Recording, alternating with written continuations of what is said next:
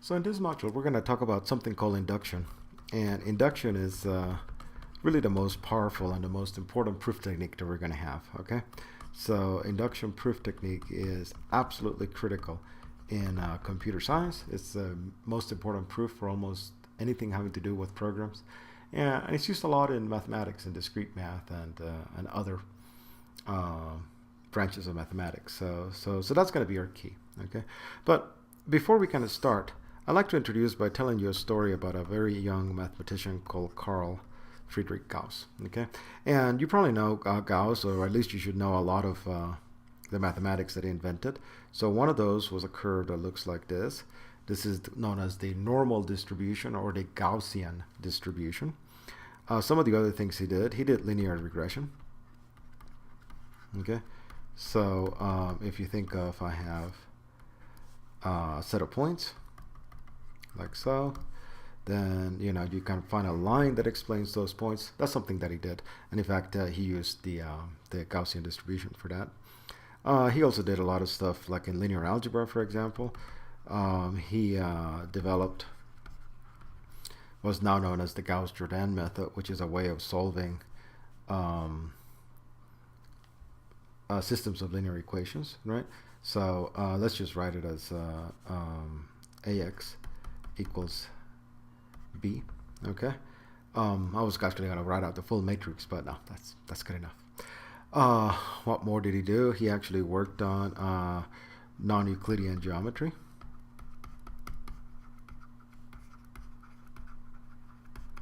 Okay. So in particular, he kind of tried to figure out geometry on curved surfaces. Okay. So he did many things, right? I don't really want to give a whole biography of his. I just want you to appreciate, that you're in the presence of genius when we talk about Gauss. All right. So he's in elementary school. So that's what I mean by a young mathematician. You have to think about him when he's 8 or 9 years old. And apparently the class was being rambunctious. The teacher was not happy and decided to punish them by telling the students to add up all the numbers between 1 and 100.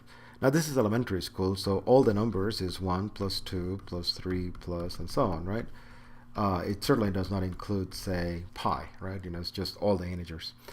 And I can kind of see, Gauss's peers, going 1 plus, okay, that's 3 plus 3, 6. Oh, God, this is going to take forever. And Gauss instead goes back and he says, oh, yeah, I'll just write down the numbers backwards here.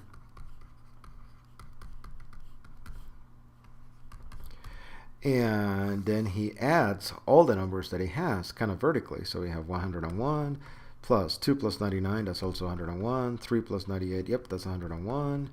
And you see why he wrote them in this fashion.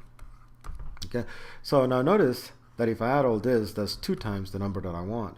So this is actually 2 times the number that I want, the actual sum, because I'm adding each number twice. But the nice thing is that this sum is actually very easy to compute, because what I have is 100 numbers, right?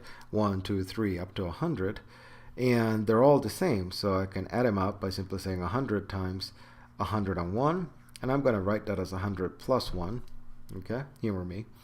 And this is too big, right? So what we have to do is divide it by 2. Because remember, we counted each number twice. So this is the answer, right? And so Gauss turns that in. The teacher, I'm sure, was somewhat horrified. It's like, oh my God, now what am I supposed to do with this kid? But that's what Gauss figured out. Now let's say that instead of stopping at 100, we want only up to, say, n, right? And you can see that we can do the exact same trick, and we end up with n plus 1 plus n plus 1 n plus 1. All told, there are n of those, so that's n times n plus 1 divided by 2. That's why I wrote it as 100 plus 1, okay? So this is Gauss's trick. All right, now let's try to study Gauss's trick and see why it works, okay? So first thing I want to do is I want to just examine Gauss's trick when n is equal to 1. Okay. Well, in that case, I'm just adding the number 1, and I'm comparing that to 1 times 1 plus 1. This is n plus 1 divided by 2, which is, of course, 1 times 2 over 2, which is equal to 1. So, yes, it works when n is equal to 1. Fantastic. Okay. Now let's look at some other cases. Like, for example, what happens when n is equal to 2? So when n is equal to 2, what we have is 1 plus 2. That's what we're trying to find, right? And I'm going to write this 1 plus 2 by actually putting a box around the 1. And the reason is that I want you to think of the 1 as adding up all the numbers up to 1, which by Gauss's trick, I know is equal to 1 times 1 plus 1 over 2. So all I have to do is add 2 to that. Okay. Okay, so I'm adding, have a fraction, so the denominator is 2. Let's just combine our terms. I'll write that down now as 2 plus 2 times 2, right? And this 2 becomes 2 times 2 because I'm dividing by 2. So I have to multiply the numerator part by 2. And now I have 1 plus 2, 2 plus 2 times 2. So I'll factor out the 2. I'm left with a 1 there. I'm left with a 2 there divided by 2. And that actually really is equal to 2 times 2 plus 1 over 2. So yes, Gauss's trick actually works when n is equal to 2. Okay. All right. So I'm going to put n equals 2 here.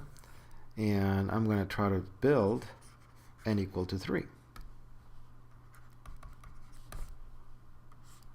So we have 1 plus 2 plus 3. I'll put a box around the 1 plus 2. And using Gauss's trick, I mean, we just showed that. That is 2 times 2 plus 1 divided by 2. And now I have to add 3. Okay. And, well, again, I'm going to bring it up to the numerator. So I have 2 plus 1 plus 2 times 3 over 2. I'll write it like this. Okay. And I will factor out the 2. I mean, rather the 3. So it's 3, 2 plus 2 over 2.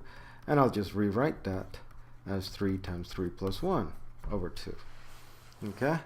That's pretty solid. Okay, so again, it works. Let's see if we can do it when n is equal to 4.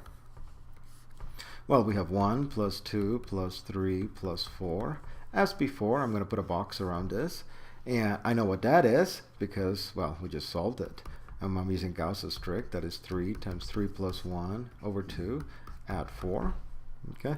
I need to bring that so that I have a common denominator. So this is 3 times 3 plus 1. Plus 2 times 4. And let's just get rid of the 3 plus 1. So it's 3 times 4 plus 2 times 4 over 2. And of course, we want to factor out the 4. And then we'll take that 3 plus 2 and we'll just rewrite it as 4 plus 1. Again, it works. Okay. So I hope that by this point you're convinced that if I want to do, for example, the n equal to 5 case, I'll end up with something that looks just like this, right? It's the exact same argument, except I'm going to start with 4 times 4 plus 1 over 2 plus 5, right? And when I do the algebra in the exact same sequence of steps that I just did for n equal to 3 and for n is equal to 4, I'll end up with, well, that's equal to 5 times 5 plus 1 over 2, right?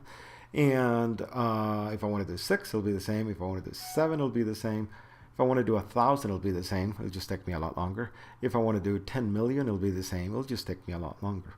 So in general, by using this kind of proof here that I've started, I'll be able to prove that it's true for any n, right? It may just take me a while to get to that n, but I can show that it actually holds for any n. That's the idea of induction.